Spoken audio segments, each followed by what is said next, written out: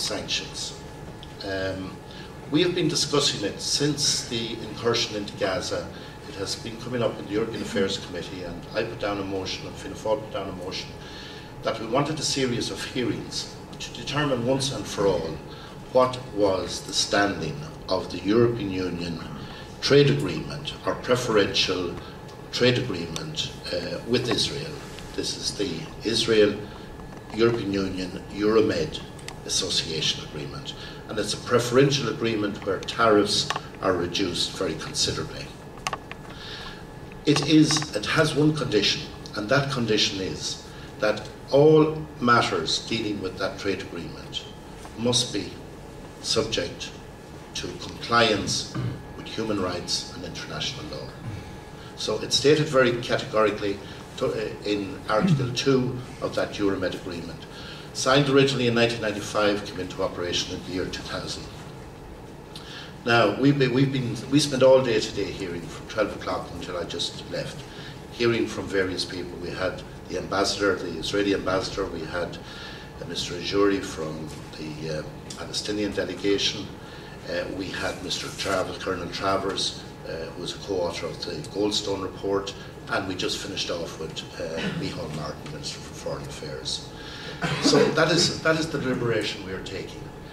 If the deliberations end up with a decision that, in fact, human rights were abused and that there has been a breach of Article 2, then it is up to the committee at that point in time to make a recommendation.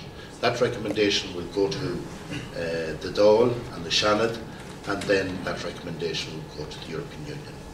So we would expect that we will be dealing with that before the end of July, that we will have a determination on whether or not the Euromed agreement with Israel and the European Union has been interfered with in terms of breach of human rights, and after that then we have to come up with the recommendations. But at the present point in time, the one serious recommendation that I think that should be embarked upon straight away is the issue of the illegal settlements. 75% of all the agricultural produce that comes here comes from illegal settlements that Israel has established over the last number of years. Now, since the Brita case of the European Court of Justice determined that, in fact, this was illegal settlement product, and that therefore it could not come under the terms of favoured agreements or preferential agreements like the Euromed agreement. That means that Israel cannot now legally market it in the normal fashion. It is not subject to the same agreement. And we put it to the Minister tonight.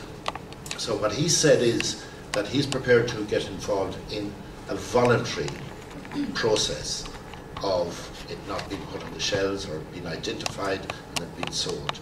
Now, I don't believe that that is good enough. I think that the Minister, once it has been declared to be illegal, the responsibility rests on the Minister and on the government to ensure that mandatory regulations are put in place to ensure that those products are not sold on any shelf. That are not sold on any shelf here in Ireland. That would deal with a very large amount of the imports that we have from Israel. I think that's the first step we should go in terms of sanctions. I do believe in sanctions. I have a problem with all-out boycott, but I do think that there are clear areas where sanctions can be implemented and should be implemented, and I think this is the first step that should take place. Thank you.